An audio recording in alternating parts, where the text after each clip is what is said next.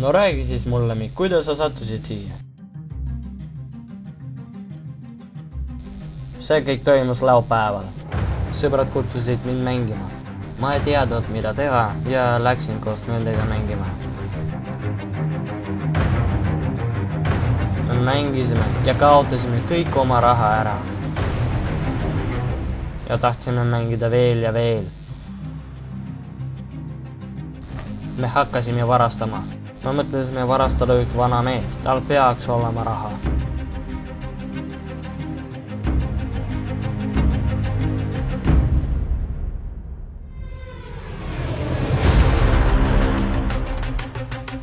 Me võtsime ta raha.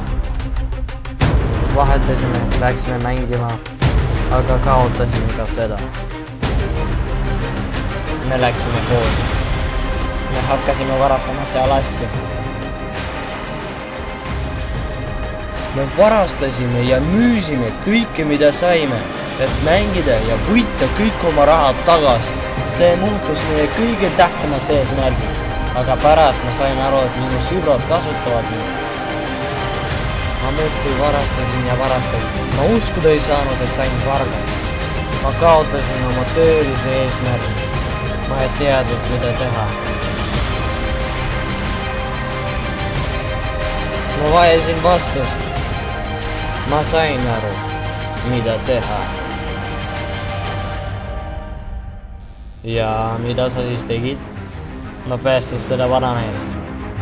Viisin teda haiglasse. Aitasin talle seal. Ja läksin siia. Nii ma sattusingi siia. Ma vajan karistust. Ei vaja. No sa ju said aru, et tegid petti. Ja sinu süü ongi sulle karistus.